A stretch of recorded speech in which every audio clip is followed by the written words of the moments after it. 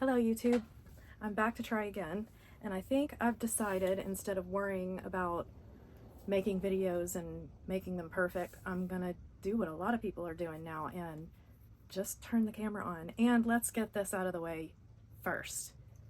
You're never gonna see a clean art room unless I clean my art room and make a video of my clean art room, because that's probably the only time it's gonna be presentable. So I hope that you enjoyed this video. I've been making a lot of collages lately, and I've had a really good time transferring some of them onto canvas, and I'll show you more of those later. So enjoy, and I'll see you in a few minutes. I thought I would turn on the camera and just film while I'm creating a new source for a painting. This is how I come up with the designs for my canvases. I always keep Mod Podge thin in a container close by, and I use a lot of gesso instead of white because why not? It helps everything stick better. I always do a layer of gesso first before I put the paint in, and then if I want to tone something down a little bit, I can add a little bit of gesso. And after I've already put layers down like this, I can actually spray it to thin it down more.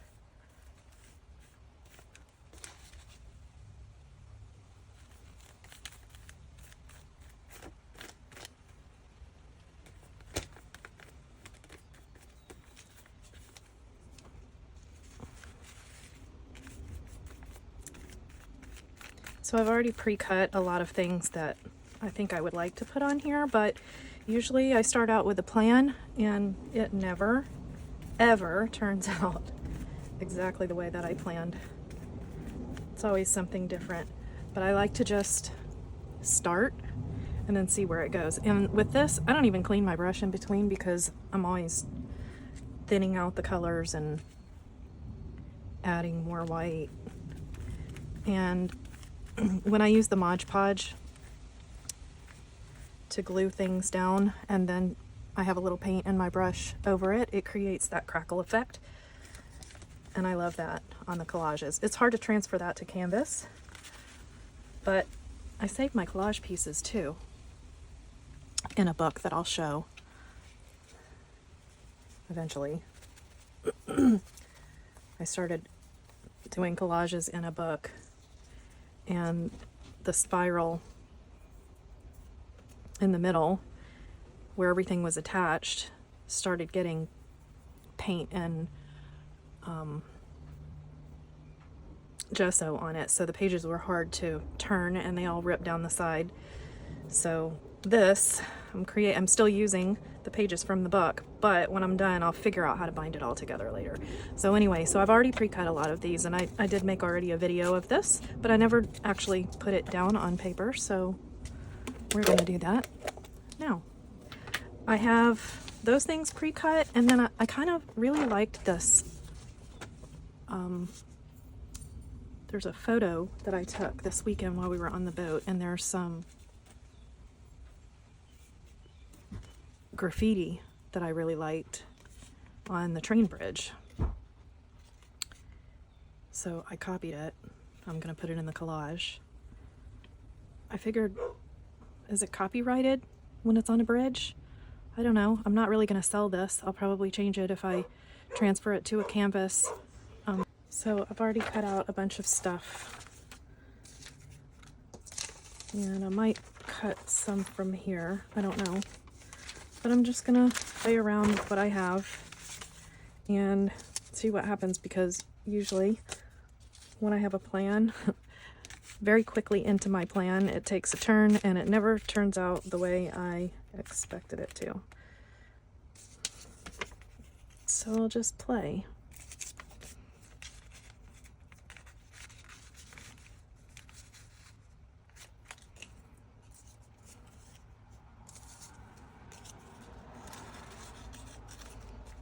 And then I know you should lay it out first, but I like to just start sticking things down.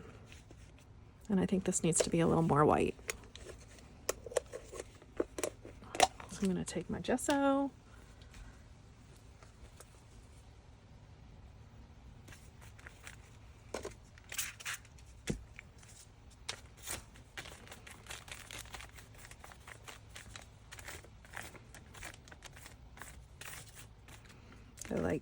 making different brush strokes.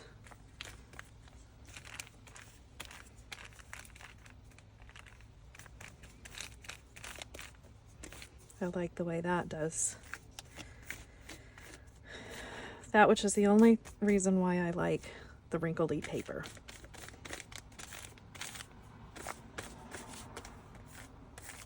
It'll be pretty flat at the end though.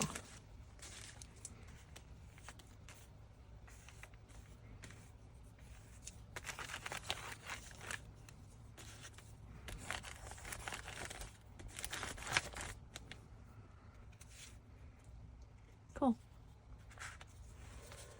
I like to use a hairdryer to dry the layers so that I can move on quickly because I'm very impatient.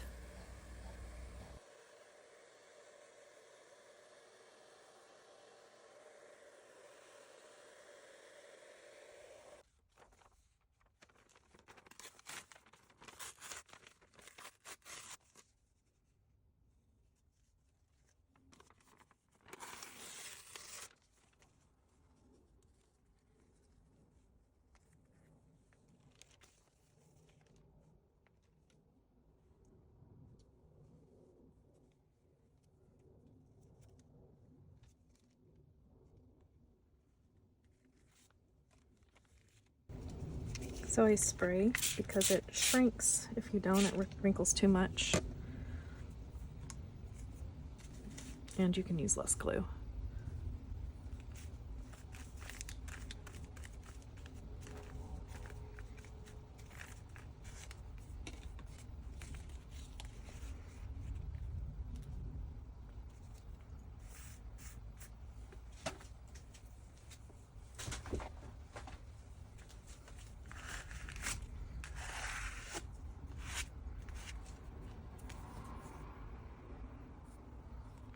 And I like to seal each piece.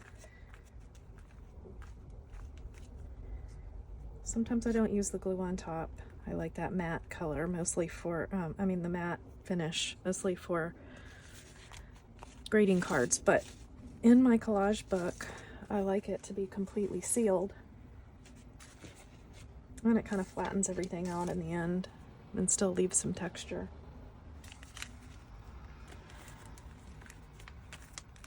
And I'm just gonna build and just play instead of planning it out, because like I said, nothing ever comes out the way I envisioned it in the beginning.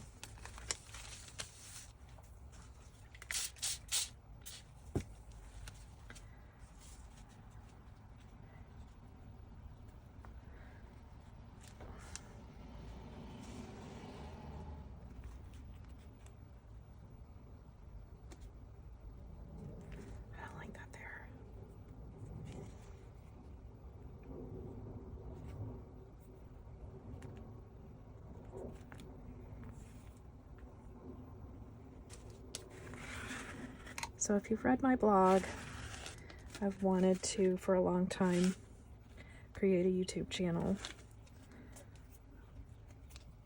But I'm not very organized, and I kind of figure things out as I go. And I think this is probably the best way to do it. Just do what I enjoy doing. I have the camera on. And then you can all see all the mistakes that I make. That's okay though, because I feel like when I make mistakes, I learn a lot. And sometimes it helps me create an extra step in my process when I make a mistake and it turns out bad, but I end up with a cool effect. So pretty much everything that I've learned how to do is by messing something else up first. I think that's what's so fun about art. So here, I just changed out the paper, and I have to say, this is the stuff that you get, from Amazon. So if you have an artist friend and you throw away this package, this packaging, don't give it to them. This is like gold. And plus, when the grandkids come over and they want to use paper and glue things together and, I don't know, just create, This stuff is really good. Let's see. Okay, and something else I use this for. When I go on trips and collect things that are cool, like maps and ads or menus to restaurants that we go to, I use this as the background and as a journal page. So these are useful after they're useful. This also makes a great frame for the grandchildren's artwork. We've done that before.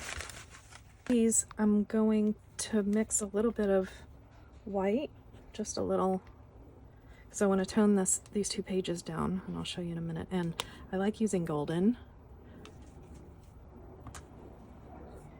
And I just have a container with Floetrol here. And I'm gonna mix that up.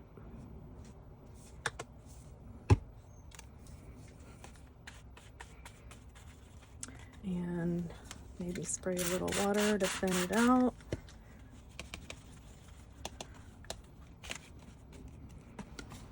I'm gonna tone these colors down with that same, with the wash that I just made. I don't really want all of it gone, but that's cool. Maybe I will leave that.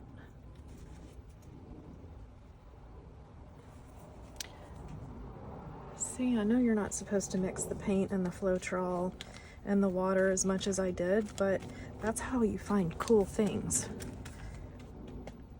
And later, I'm gonna seal it and it'll all smooth out in the end, but I'm gonna have these cool, they're almost like cells when you do an acrylic pour. And I don't worry about things sticking up like that either. It's just going in a book or on a canvas, which will get transferred later anyway, so no worries. It's cool to kind of do that too.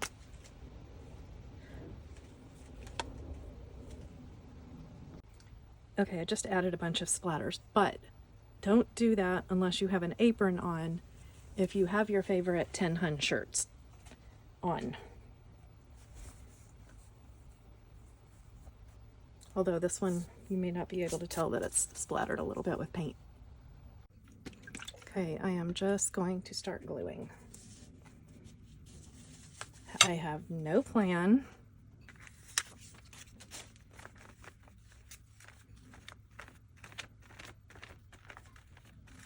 None at all. There's my spray bottle.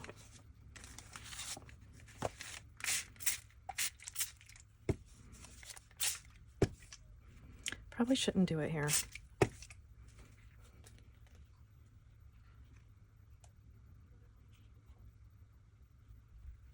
Ooh, that's going to show through a little.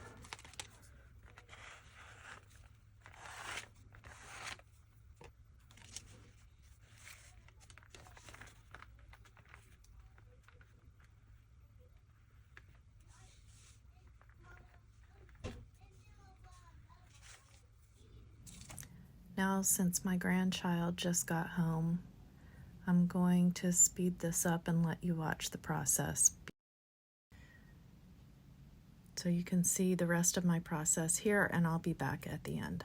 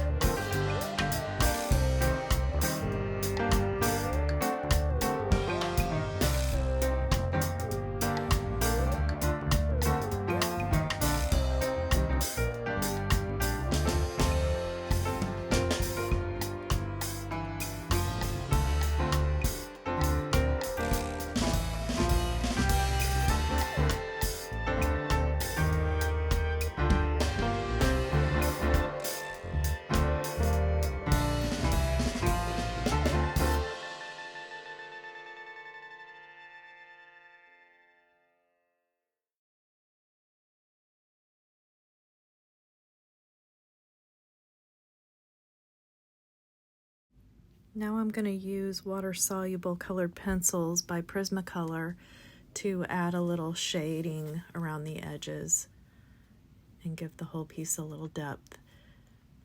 These are great because after you're done laying down the colors, you can come in with a watercolor brush and move the color around, blend it in.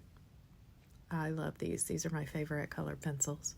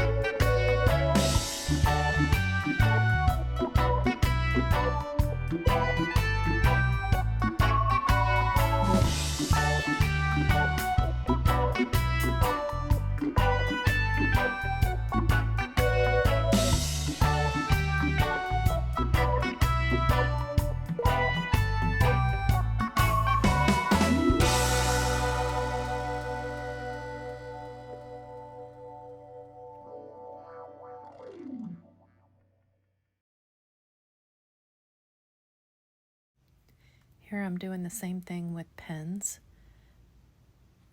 These are blendable too. These are for hand lettering, but I love using them for shading too.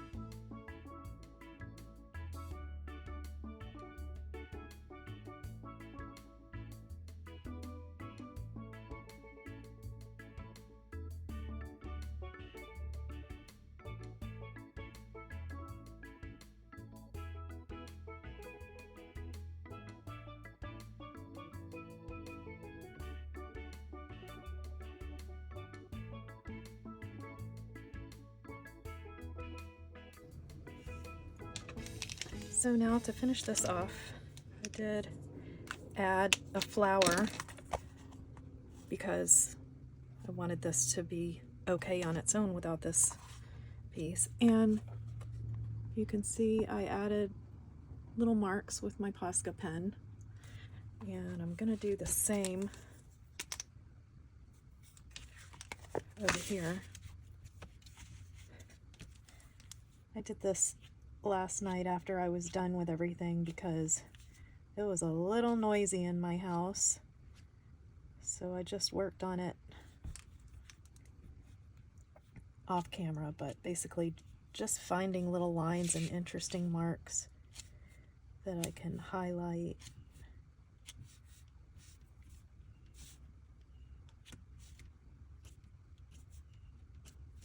and dots wherever I feel like there needs to be something.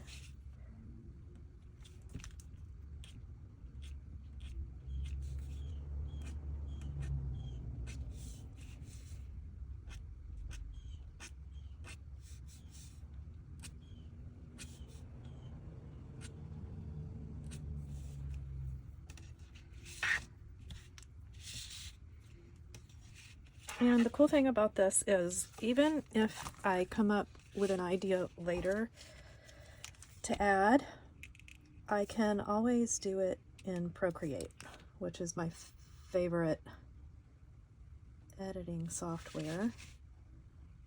I used to use Photoshop a lot, but and I love it, but it's expensive. You have to keep up with the newest versions. It's always a learning curve when you get a new version, because of course they change things around occasionally, and I loved it for years, and I still use it occasionally because there's a lot of things that Photoshop can do that you can't do on Procreate. Okay, I'm gonna leave it at that. So there you go. That is this collage and how I do them. I hope you enjoyed that video. They're so fun to do. I hope you'll try and do some collages of your own. And if you do, post pictures in the comments below or links to your site. I talked about transferring collages to canvases. You'll see some videos about that soon because I'm almost finished with 2 of my first collage to canvas paintings. And I think they're turning out really great. I'm super excited to show them to you. I hope you enjoyed. Thanks for your support, and I'm looking forward to putting out the next video. Thanks. See you next time.